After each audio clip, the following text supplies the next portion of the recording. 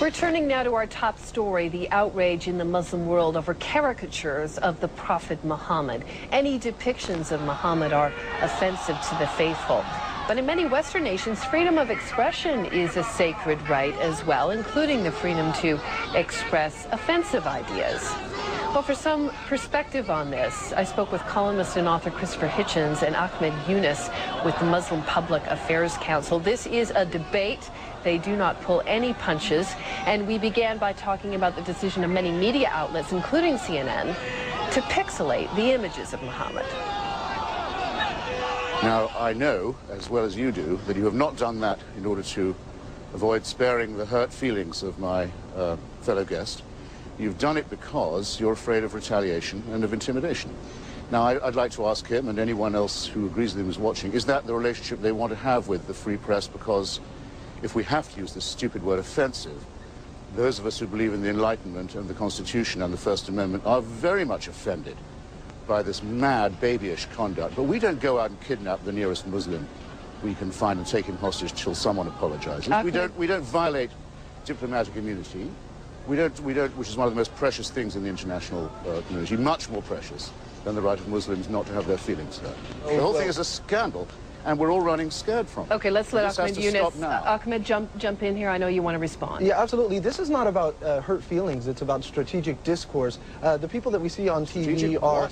well, hold on, Christopher. The people that we see on TV are less than 1% of the Muslim masses. The gravamen of the discussion here is the vast majority of Muslim moderates that are offended from their role in a post-9/11 and in a conflict-oriented situation, which is at the apex of counterterrorism, at the apex of an engagement of a discussion of hearts and minds. Of course, freedom of expression stands, and no one is asking the Danish government to stifle expression. But yes, freedom of expression, yes, hold on, Christopher, freedom of expression and the responsibilities of discussion, the responsibilities of those with power and privilege to ensure that there is comity between different groups, a belated response by the government, and then a continuing of republishing and reprinting these cartoons. We have freedom of expression here in the United States, but the president and the major media have chosen not to engage. The Pope believes in freedom of expression, but he has condemned these cartoons. No, it's about strategic... Christopher, I want to let Christopher in here. Christopher, I mean, what is this babble?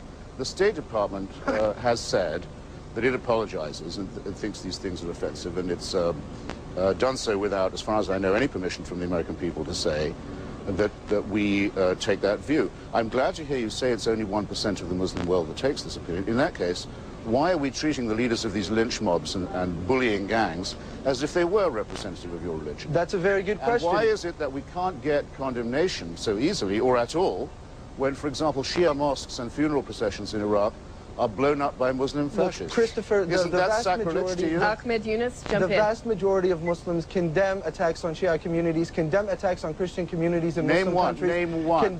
The Council on American Islamic Relations sent a delegation to Iraq to try to release Jill Carroll. We have done the same with Margaret Hassan.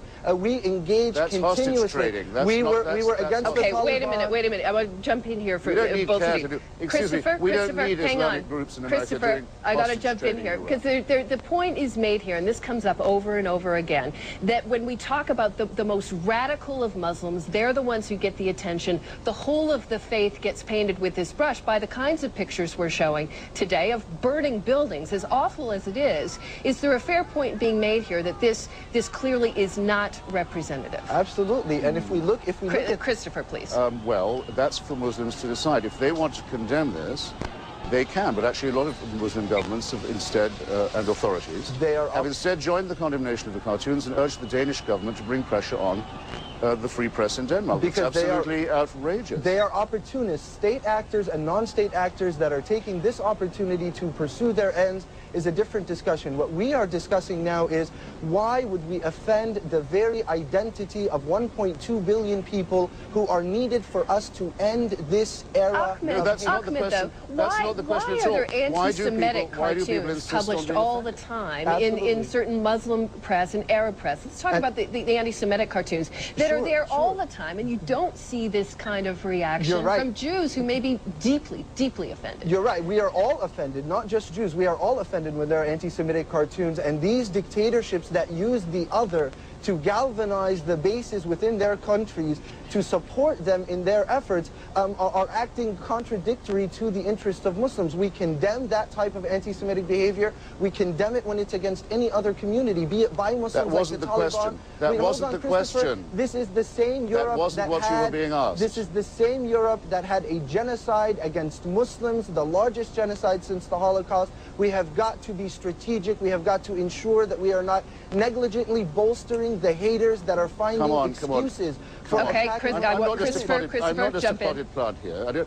He wasn't asked that question. He was asked why, when Jewish people or Christians, or the largest, in my opinion, the most important group in the world, those of us who don't believe in religion and claim the rights of the Enlightenment, where we're offended, you were asked, why don't we take the occasion to go and set fire to embassies of democratic countries or kidnap civilians? That's what you're being asked. And you're still claiming Muslims have a special right to be offended, and that is very offensive indeed. Absolutely not. I am claiming that Muslims have an equal right to find human dignity in the way that they are treated in society. And Christopher, if you feel that there is an attack against you, you have the right to respond. That is the same freedom of speech that you're saying. The Muslims around the world... Without your permission, with your interruption, that's what I'm doing now. Okay, gentlemen, time out here for a second, time out. Christopher, I want to go back to the first point you made, and that is, how newspapers and news organizations make their decisions about this. And you mentioned, CNN's decision to pixelate these. You're right. I mean, partly based on fear of reprisals against our staff, but also partly based on fear of offending. And I want to put it to you this way. I mean, do non-Muslims have any obligation, in your view, to be respectful of this aspect of the Muslim faith and to make an extra effort not to offend? Look, I'm not asking for the right to slaughter a pig in a mosque or to defecate on a Quran or anything of this kind. I am saying that the religion makes very large claims for itself. Islam claims that it is the total solution to all human problems, and this is not about Islam. And that the sooner that it's imposed on everyone, the better. Well, that's a point of view, but it can't. If it's going to make such claims, it has to drop the demand that it be immune from criticism and especially from satire. To many of us, the claims of the Prophet Muhammad, or his claim to be a prophet, are absurd. Muhammad, and of course we have the right to do that, just as we have the right to represent unchaste nuns and child-raping priests and the other people who also claim a special right because they claim that their own bigotry is divine. Ahmed Yunus, why is it so different for the Muslim faith? This is a fabricated discussion. The issue here is not the freedom of the West and the isolation of the Muslim world. One of the primary goals of Sharia, as studied in classical discourse, is the protection of the products of the mind and the protection of freedom of speech.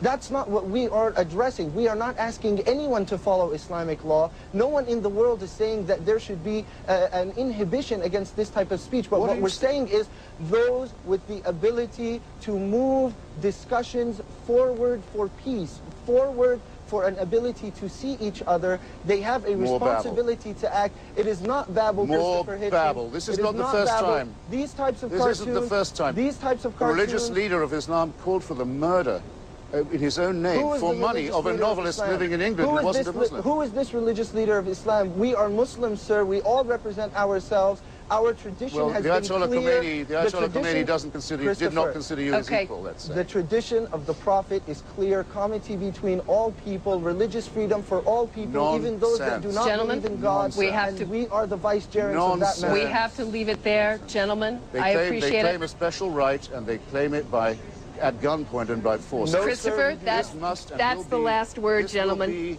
Christopher Hitchens and Ahmed Yunus. Offensive.